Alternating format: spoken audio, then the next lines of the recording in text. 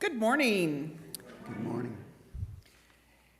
I know I do this, I think, every time I get up here, but I still have to say, Jim, I just love having your preludes every Sunday. I don't know. I think we should appreciate you every Sunday, and I'm going to say it this morning. Let's give him an applause for doing such a wonderful thing. I don't know why it's weird, but I just really like his preludes. Anyway, so this morning, I'm sure that most of you have started with the friendship folder. Make sure you've got that passed on if you haven't done so yet, and fill it out. The leadership team meets on August 16th this month at 6:30. Operation Christmas Child donations for August are pencils, pens, sharpeners, notebooks, writing paper, and crayons. Tuesday workshop at 9 a.m., Wednesday prayer group at 8:30 a.m., and of course don't forget donations to the food pantry, and there is a list on the cart out in the fellowship hall. And are there any other announcements? Jan? We worked in the library, so you'll notice on one of the long tables in the fellowship hall is a lot of material that we said could be shared in somebody else's home, or Janet Chilruck is going to take whatever is the run of it. So if you feel strongly about something that's lying out there, take it. There's no charge. I want to add, I'm not just taking it. I send it to lovepackages.org. Look it up. It's a Christian place in Butler, Illinois, that is south of Springfield, and they put it in containers, and it is sent all over the world to people who want Christian material. It doesn't have to be current. I send old devotionals, anything Christian, old Sunday school materials, anything like that. Mel and I will either take it, or we have a contact person in Appleton who takes it. And so what you don't want, we will give to someone who does want. So if you're cleaning her out and you find some Christian material that you would like to put in another location rather than put it in the garbage, get it to Janet and she'll make sure it gets to all over the world. All right. So we come to the call to worship. If you will all stand.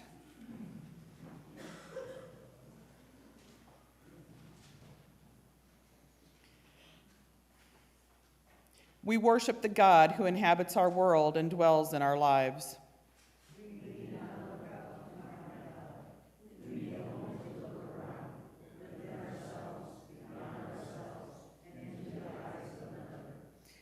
We need not listen for a distant thunder to find God.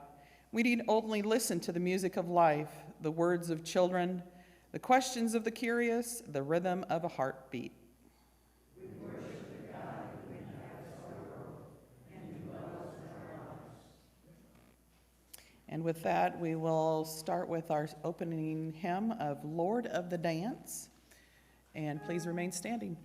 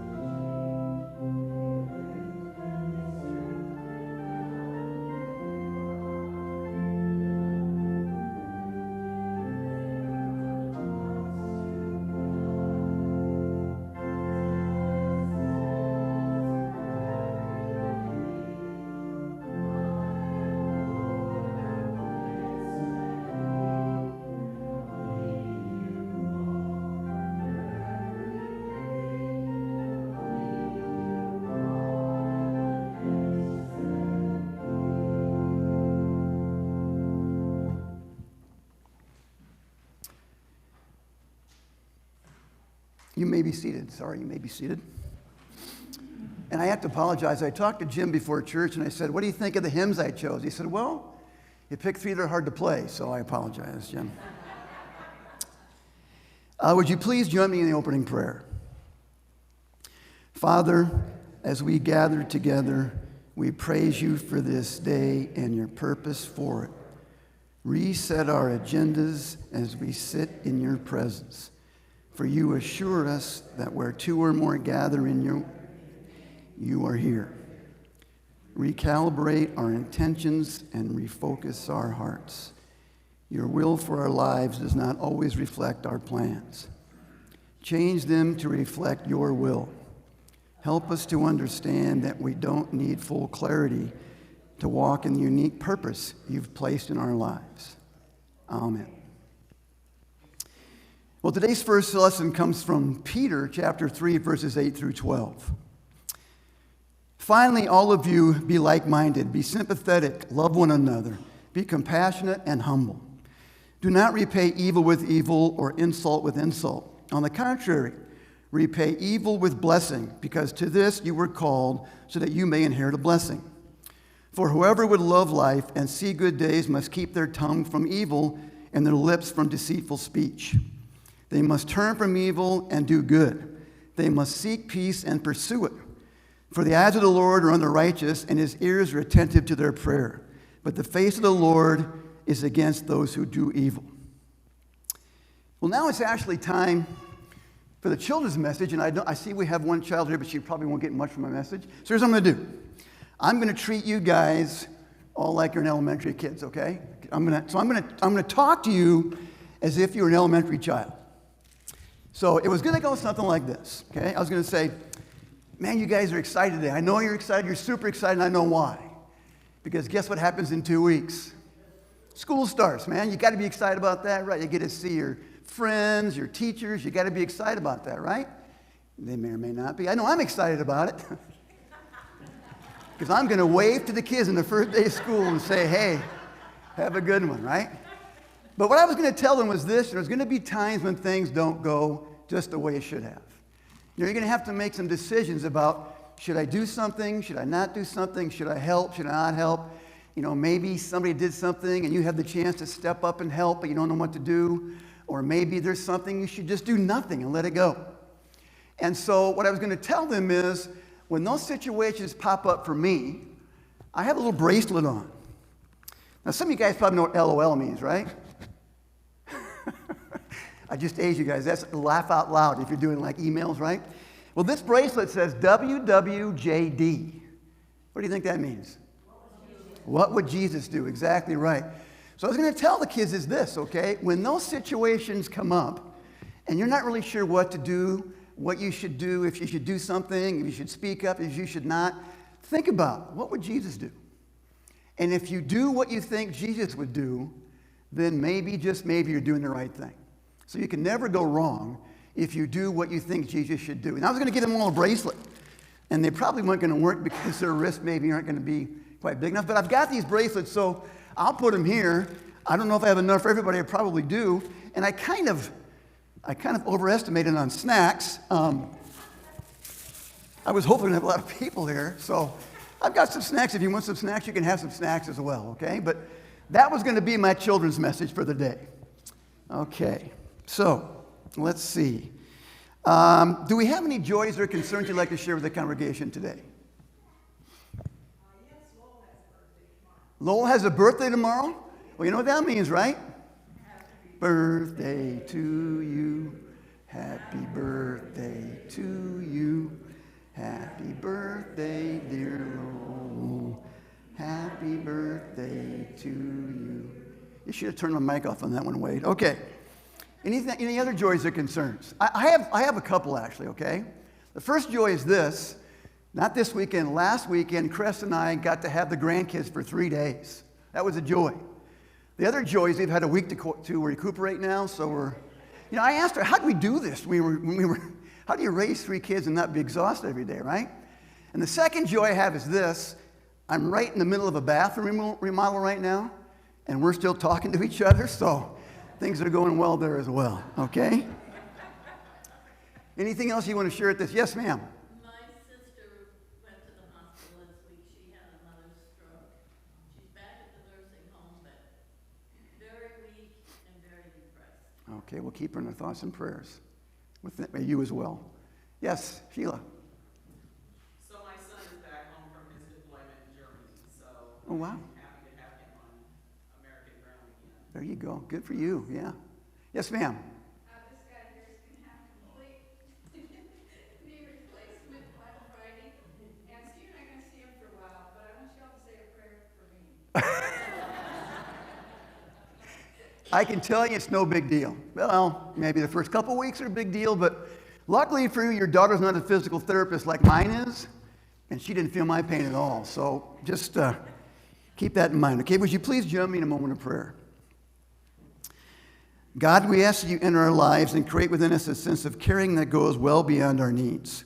Help us to reach out to those around us and help to add meaning to our lives and provide those in need with the knowledge they are not alone. For those whom we mention out loud, as well as those who hold in our heart and who are in need, help us to help them as we are able, and grant them the grace and peace to help themselves.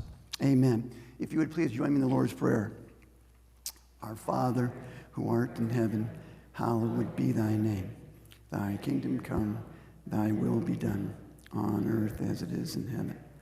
Give us this day our daily bread, and forgive us our trespasses, as we forgive those who trespass against us. And lead us not into temptation, but deliver us from evil. For thine is the kingdom, and the power, and the glory forever. Amen. At this time, I'd like to ask the ushers to collect the offering for today.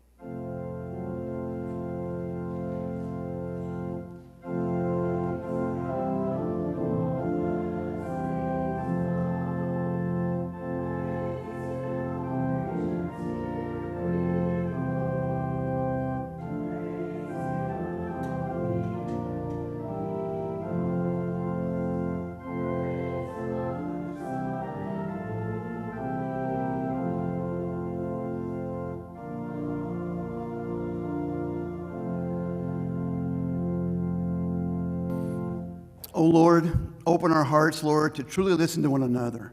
Grant us the gift of empathy to see through the eyes of others and understand their joys and sorrows. Bless us, Father, with eloquence and wisdom so that we may share your love and light with those around us. Amen. You may be seated. And now it's time to sing the second difficult song to play, verses 1, 2, and 3 of When Morning Gilds the Skies.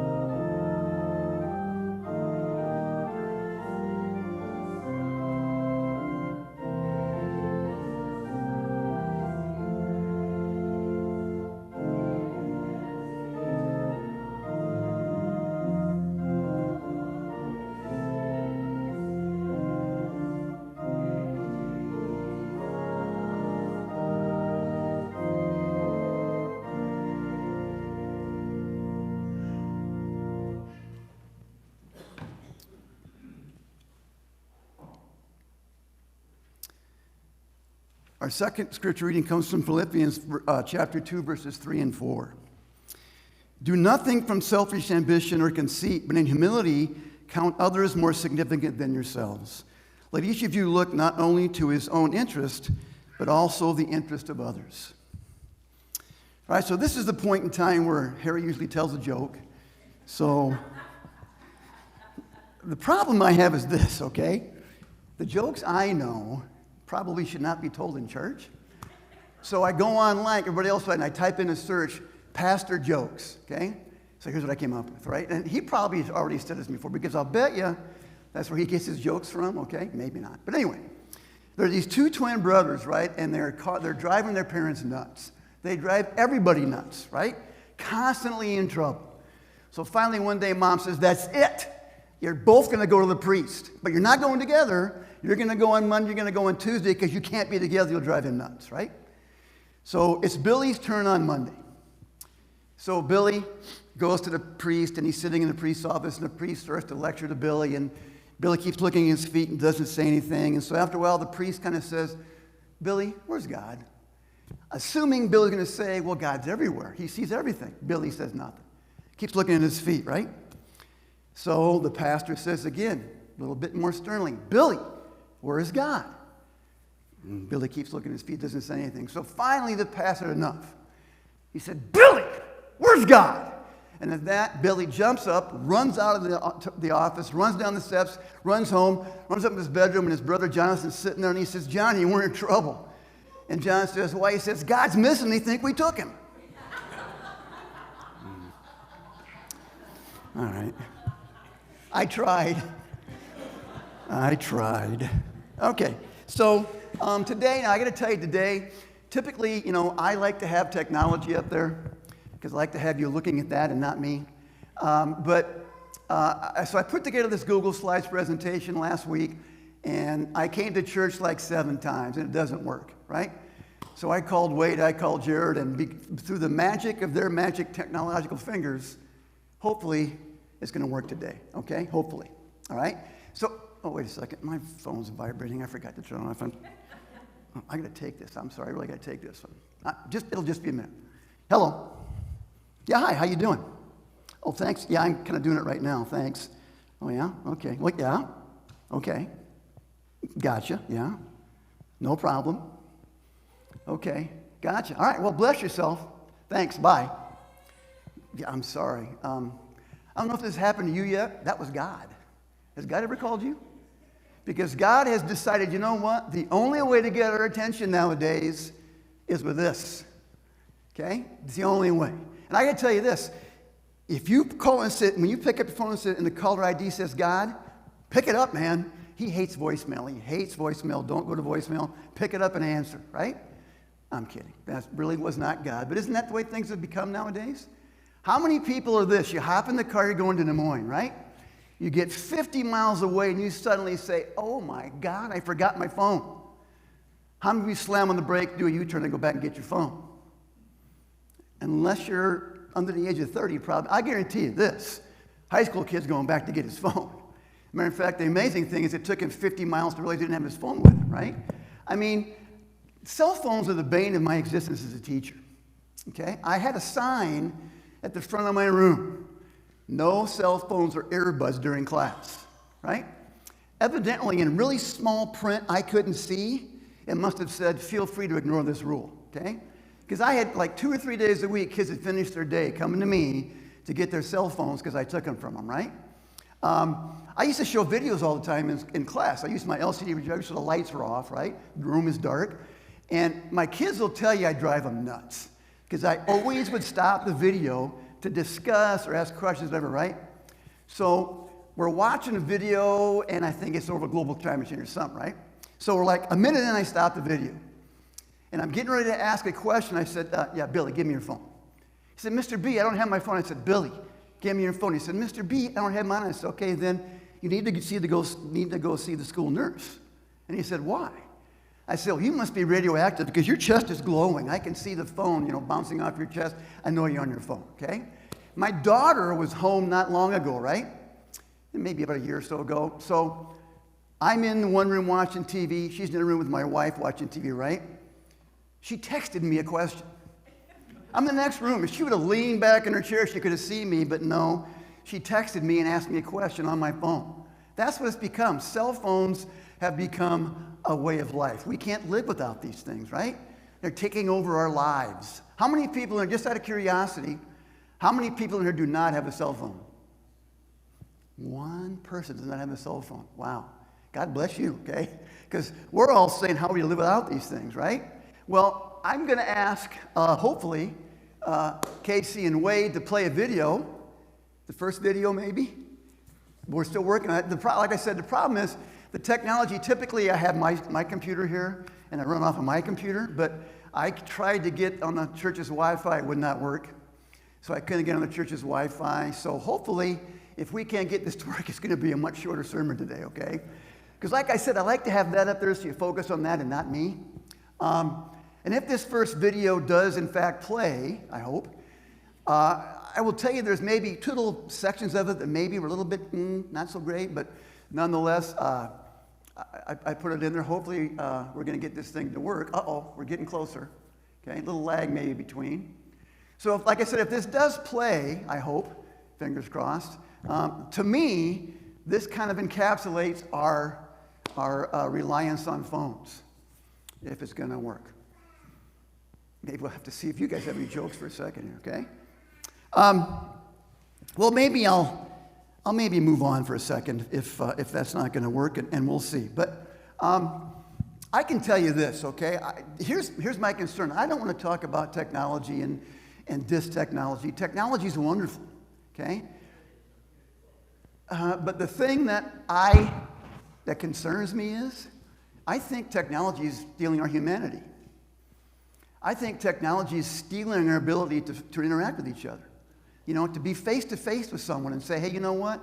I'm thinking about you, okay? You're in my life. I'm thinking about you. I love you. I want to make sure you understand that I'm here for you. And I'm not going to do it through a voicemail or an email or a Snapchat or anything else. I want to do it in person. Because I think what's happening is we're relying on these things too much, and we're losing our contact with one another. And I think a lot of times God's sitting up there kind of shaking his head going, man, you guys could do so much better than this. I mean, think about the world we live in today, how it is messed up, okay? Don't get me wrong, technology is wonderful. I think technology is fantastic. If I didn't have technology, I'd be lost, okay? More lost than I already am. But you know, if you go back, wait a minute, this might work. Okay, this is kind of on foot cell phones.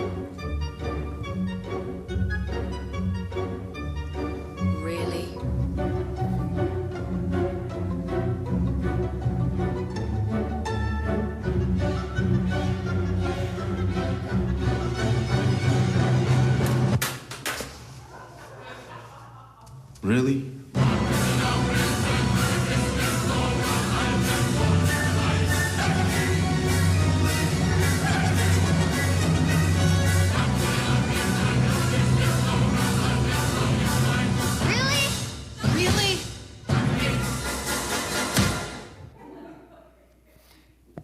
Okay, so glad that played. Okay, so we've got two more videos to come. Hopefully they're going to work. But anyway, I think that to me, that's kind of, like I said, it kind of encapsulates what cell phones have become.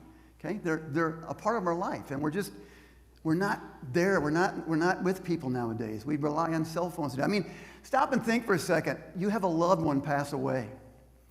Okay, and you have two options.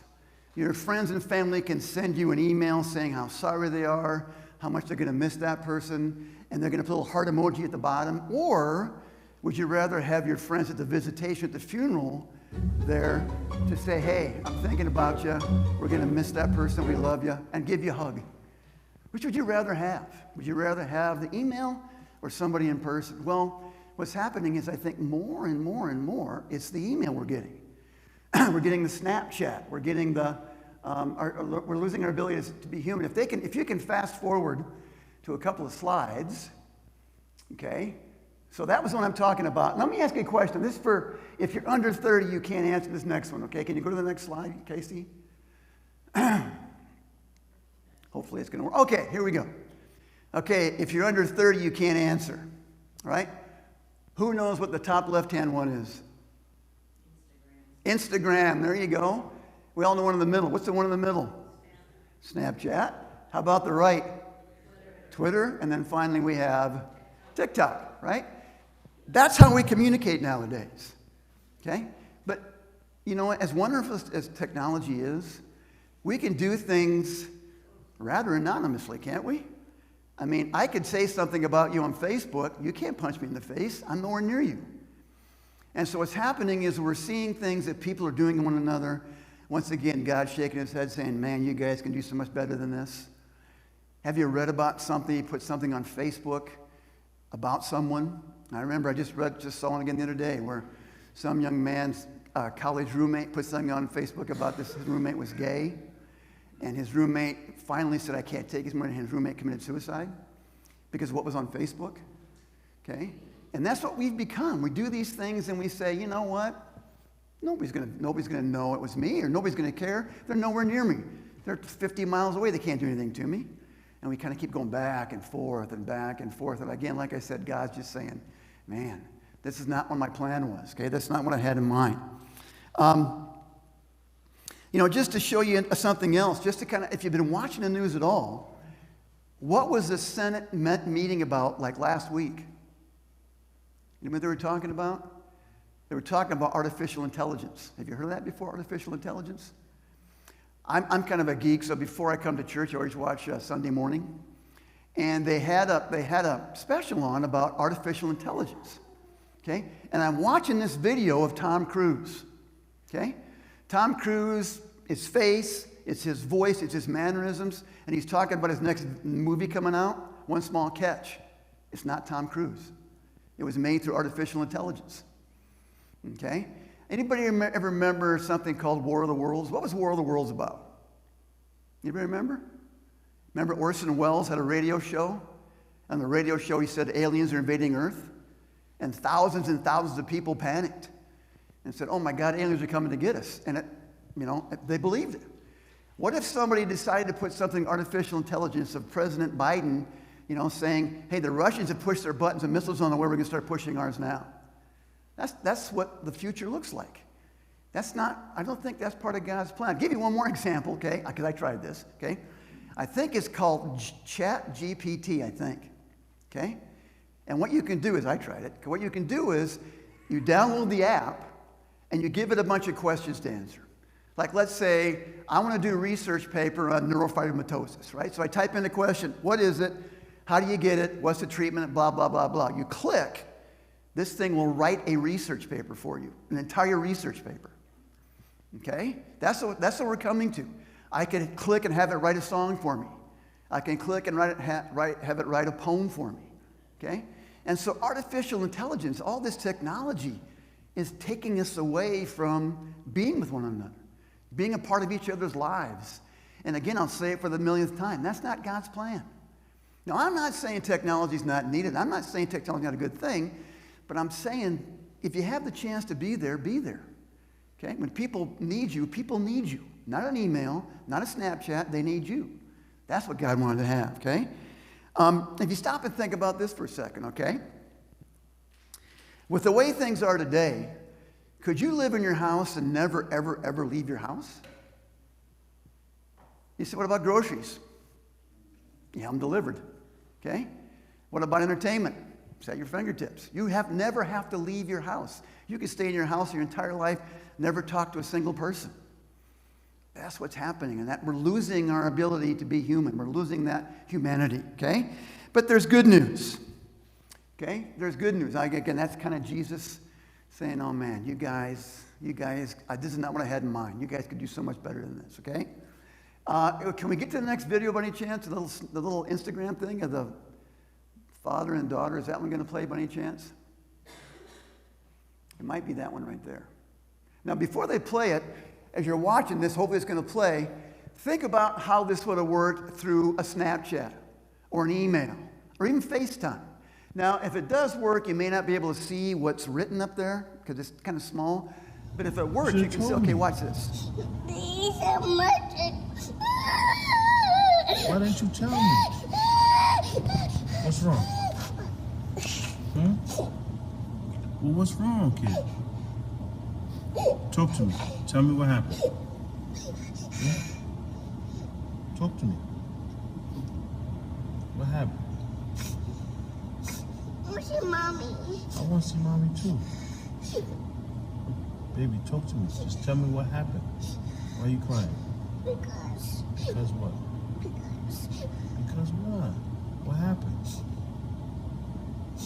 You feel better? Don't let him see you cry, okay? Okay. You want a hug? Yeah? You want a hug? Come on. Love you, all right? Okay. So how does that work on a Snapchat or an email or an Instagram? You How does should that have work? told me. It doesn't work, right? Thank you so much. It's so good we're going to watch it again, okay? But anyway, Why didn't you tell me? this is, the humanity's still there. It's in wrong? all of us. Okay? And every chance you get to demonstrate humanity, What's you should wrong, do that. kid? Okay? I know Talk sometimes, to me. Tell me you what know, happened. the only way to go is through technology. I have to send an email. Talk to me. I have to send a Snapchat. I can't be there for you, but if you can be there for them. Don't lose your humanity. Don't let technology steal that from you. And it is. It's stealing it from us. Now, I've got one more video we're going to watch, and I hope it's going to work. We're going to watch a small segment of this. And I'll tell you why I want you to watch this video. There's a lot of reasons why, okay? But let me kind of preface this by saying this. Back in the day, when I first came here, I was the assistant boys basketball coach, and after that, I was the head boys basketball coach.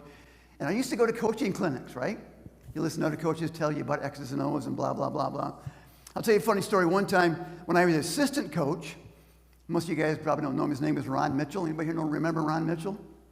Okay, he was here when I first came. We went to a clinic together, and we stayed in the motel room together. And Dot, his wife, said, I just want to let you know that Ron talks in his sleep, okay?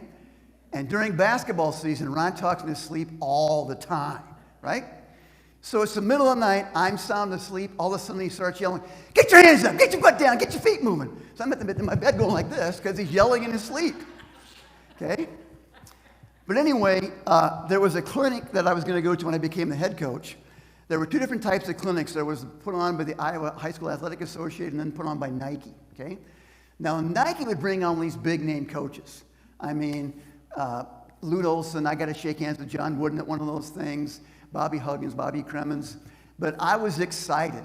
I couldn't wait to go to this clinic in Minneapolis. The reason why is the two featured speakers on the first day, right before lunch, they each had an hour to talk.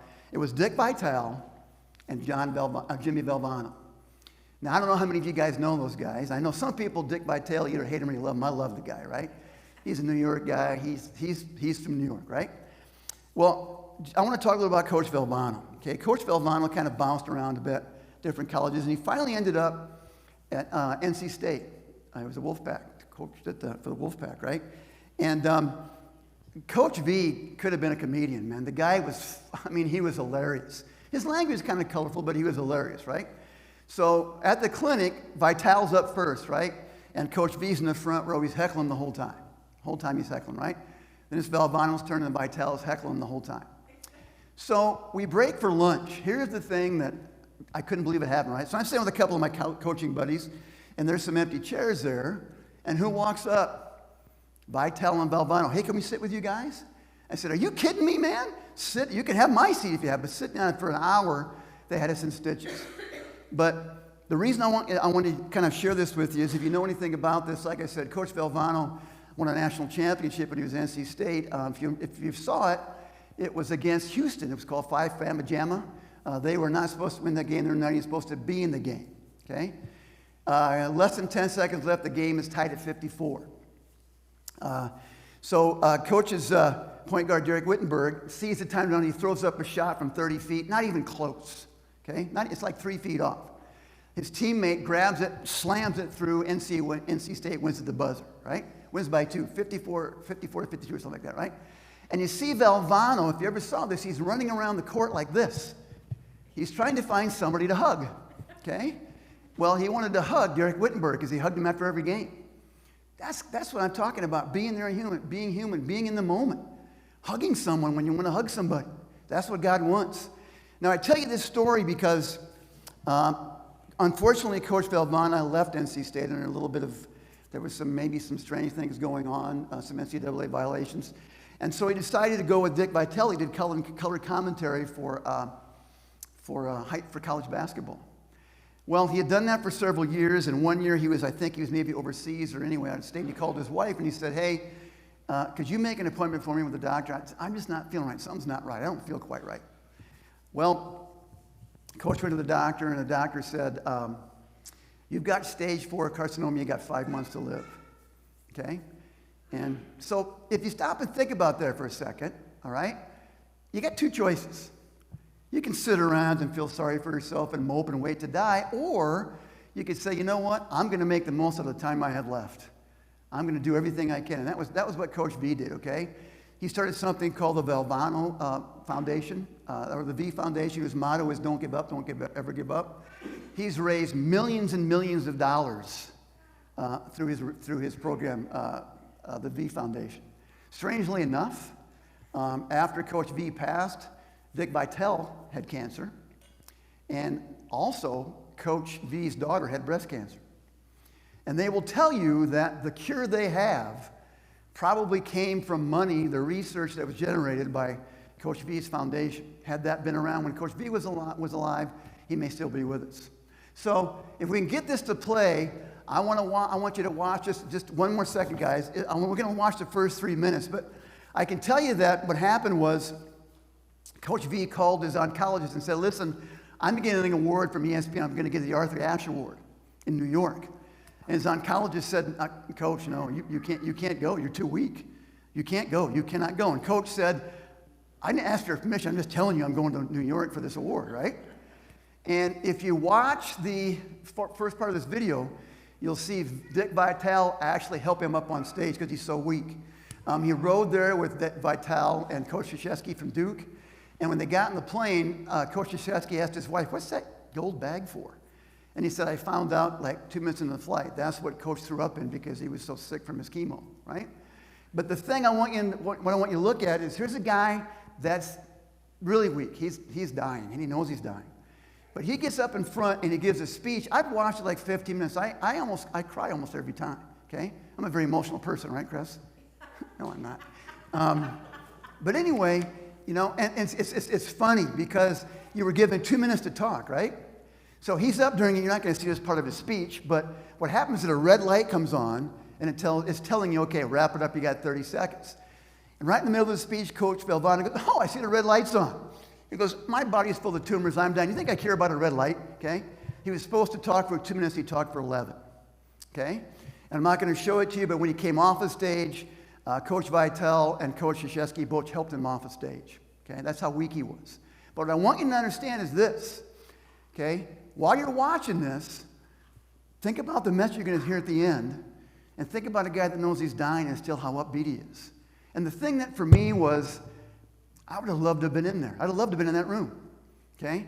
With all those people interacting with him, crying with him, you know, feeling the emotion of, you know, it's a whole different thing you watch it on TV, but if you were there, can you imagine? I mean, you're not going to see it, but the camera kind of pans in the crowd. You guys may know who Joe Theismann is.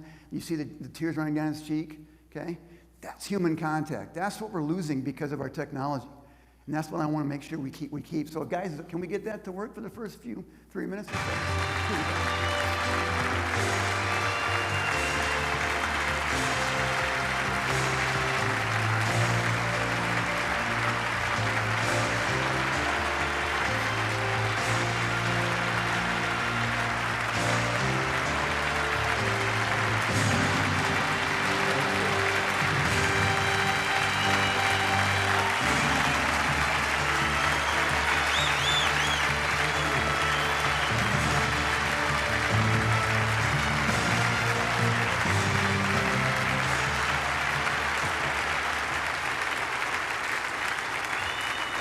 Thank you.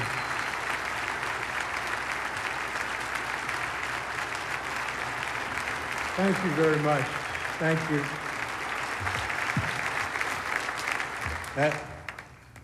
That's the lowest I've ever seen Dick Vitale since the owner of the Detroit Pistons called him in and told him he should go into broadcasting. Right? I can't tell you what an honor it is to even be mentioned in the same breath with an Arthur Ashe. This is something I certainly will treasure forever. But as was said on the tape. I don't have one of those things going to cue cards, so I'm going to speak longer than anybody else has spoken tonight. That's the way it goes.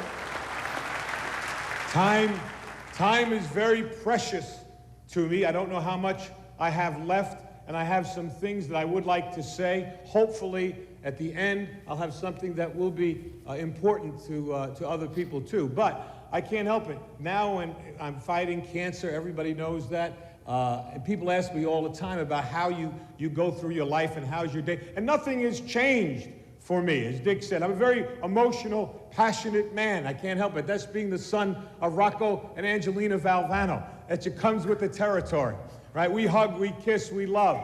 And when people say to me, how do you get through life or each day, it's the same thing. To me, there are three things we all should do every day. If we do this every day of our life, you're going to have, what a wonderful, number one is laugh. You should laugh every day. Number two is think. You should spend some time in thought. And number three is you should have your emotions moved to tears. Could be happiness or joy. But think about it. If you laugh, you think, and you cry, that's a full day. That's a heck of a day. You do that 7 days a week, you're going to have something special. And so... Okay, so again, I'm going to kind of bring it to a close here, but to me, yeah, that's a special guy. It's giving a special message, right? You do those three things every day. You know, we talked, and he threw the word hug in there, right? We hug one another. So I guess I would tell you this. My final message is this. You know, we are now a community church, right? We're Reinbeck Community Church. And we have to certainly use technology. We certainly have to send emails and let people know what's going on. But we got to reach out to people. We got to be human. We can't lose our humanity to technology. And we have to remember that technology is a wonderful thing, but it can't take the place of human contact because that's not God's plan. God's plan is for us to be there for one another each and every day, okay? So if you would now stand, because that brings my thing to a close, and we're going to sing, hopefully, Jim, I got one more difficult hymn for you. 144, This Is My Father's Word. I think there's three verses. We're going to sing all three verses if you don't mind.